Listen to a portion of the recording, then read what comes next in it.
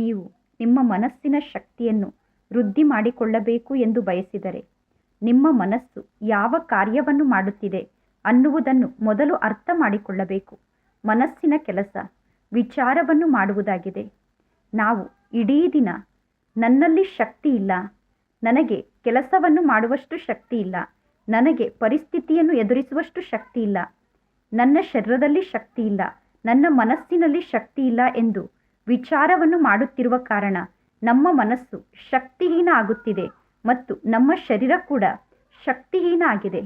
ನಾವು ಒಂದು ವೇಳೆ ನಮ್ಮ ಸಂಕಲ್ಪವನ್ನು ಪರಿವರ್ತನೆ ಮಾಡಿಕೊಂಡು ನಾನು ಶಕ್ತಿಶಾಲಿ ಆತ್ಮನಾಗಿದ್ದೇನೆ, ನನ್ನ ಮನಸ್ಸು ಬಹಳಷ್ಟು ಶಕ್ತಿಶಾಲಿಯಾಗಿದೆ, ನನ್ನ ಮನಸ್ಸಿನಲ್ಲಿ ಅಪಾರ ಶಕ್ತಿ ಇದೆ, ನನ್ನ ತನುವಿನಲ್ಲೂ ಕೂಡ ಅಪಾರ ಶಕ್ತಿ ಇದೆ ಅನ್ನುವ ಸಂಕಲ್ಪವನ್ನು ಮಾಡಿದರೆ ಮನಸ್ಸಿನ ಶಕ್ತಿ ವೃದ್ಧಿಯಾಗುತ್ತಾ ಹೋಗುತ್ತದೆ.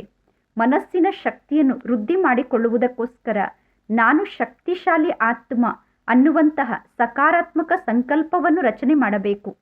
ಆಗ ನಮ್ಮ ಸಮ್ಮುಖದಲ್ಲಿ ಪರ್ವತದಂತಹ ಪರಿಸ್ಥಿತಿ ಇದ್ದರೂ ಕೂಡ ನಾವು ಶಕ್ತಿಶಾಲಿಗಳಾಗಿರುವ ಕಾರಣ ಆ ಪರಿಸ್ಥಿತಿಯನ್ನು ಸಹಜವಾಗಿ ಎದುರಿಸಲು ನಮಗೆ ಸಾಧ್ಯ ಆಗುತ್ತದೆ.